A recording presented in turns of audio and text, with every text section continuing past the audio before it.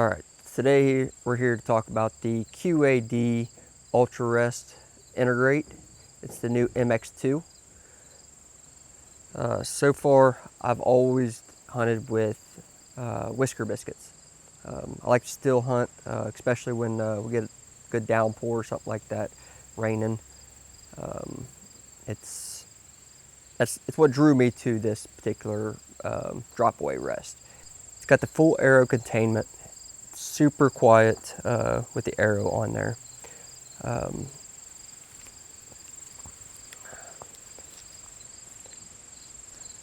ahead and see that nice little drop away. Has the positive locking in the up position. So it's a pretty nice little feature.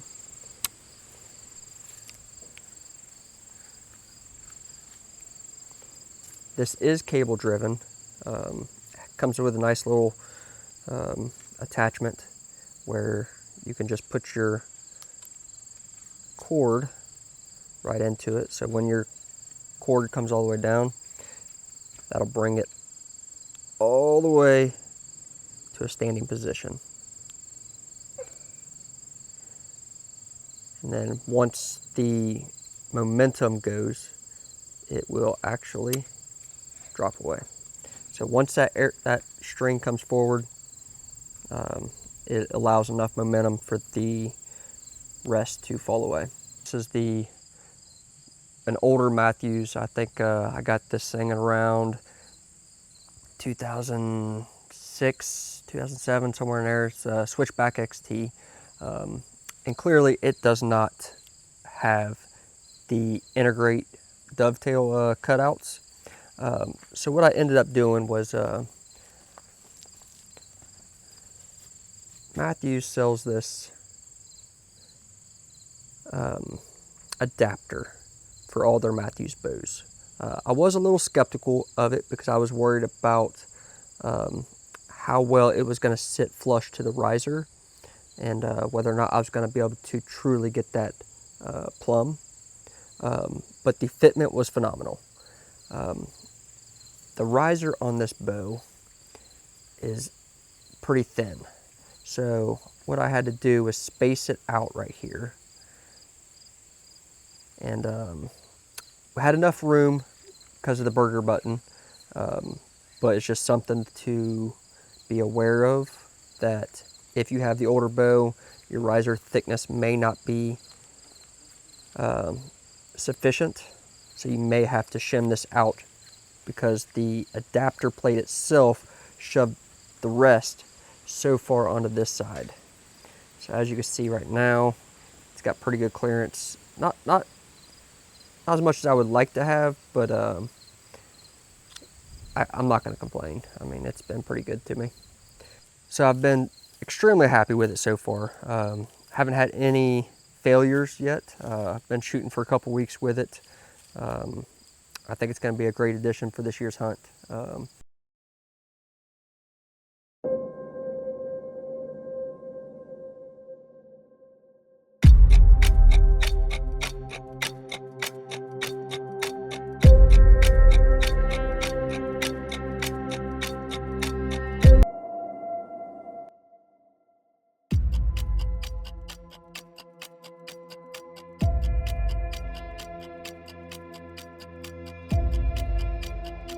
Alright guys, we're going to talk about the HHA Tetra RYZ X3. So I had a lot of issues getting this particular sight sighted in. Originally I had my bow tuned down to about 52 pounds. It was shooting around 224 feet per second, and I was unable to get it sighted in at 20 and 60 yards with the top pin. A lot of that was due to the sight housing itself. So the sight housing is a 2-inch, but the sight pins have these little dog legs in them. And because of these dog legs, let's see if you guys can see them real quick. All right, so if you can see those dog legs, because of the way they're shaped, it limits how much up and down elevation these pins can actually move. It's a little aggravating due to that aspect. If they were straight pins, you would have a lot more flexibility with adjusting them up and down. But that was my biggest limiting factor for getting that done. All right, so to compensate for that first issue that I had, I went ahead and tightened the bow down to about 60 pounds, I'd say about 60 pounds. Along with that, I ended up moving the sight housing. There's an infinite adjustment scale on the RYZ X3, and I was already bottomed out to their measurements. They have a scale on here. What I did was I took their scale, moved it one more down past it bottomed out, and doing those two things, I was able to get sighted in at 20 and 60 with keeping my sight pins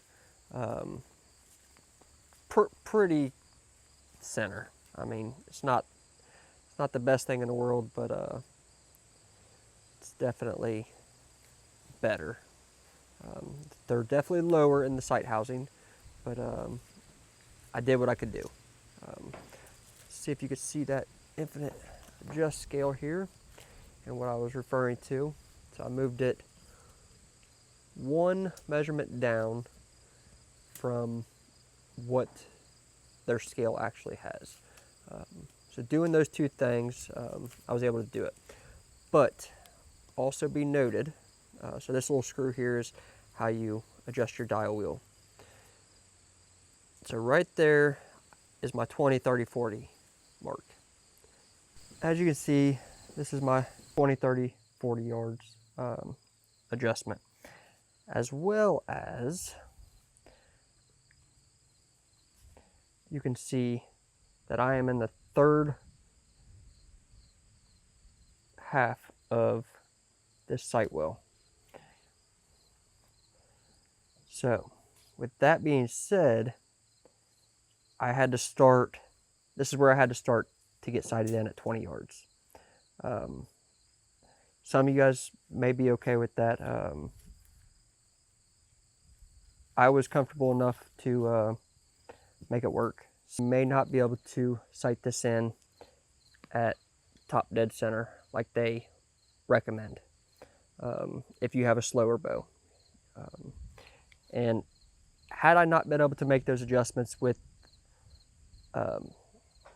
putting the bow to 60 pounds and making that infinite adjustment scale adjustment, I probably would have just had to make my own tape and then match it up with the ones that were in the package. Another thing to note, when I was sighting this in,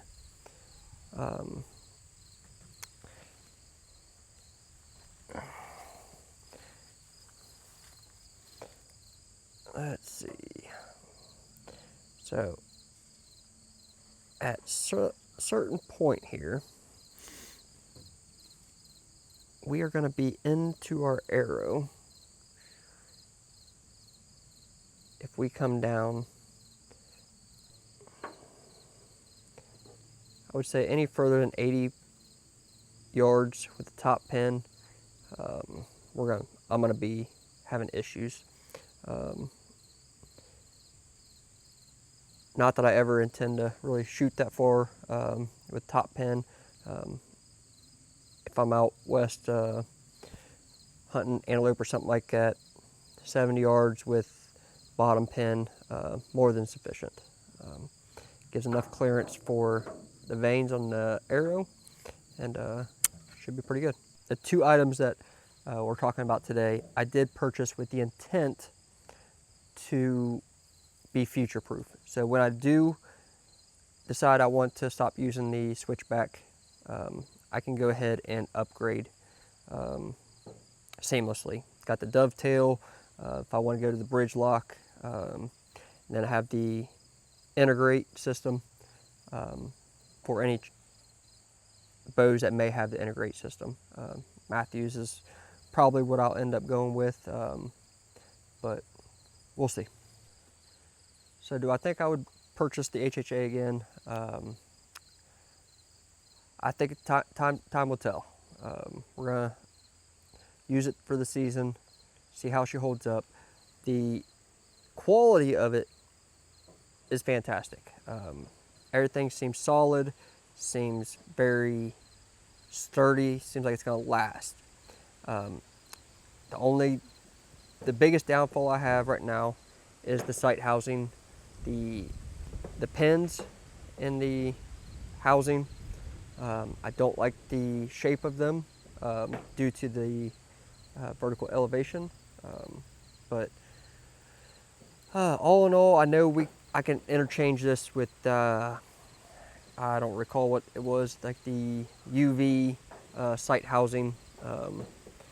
I don't know if I want to go that route yet, but I do know that that is an option. So unfortunately, HHA at this time does not make another sight housing for the Tetra RYZ. I think they make it for the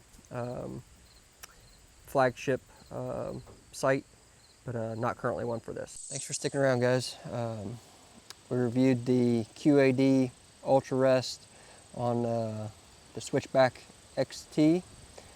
Old Mathews, but still reliable. We also went over the HHA Tetra RYZ X3. Thanks, guys.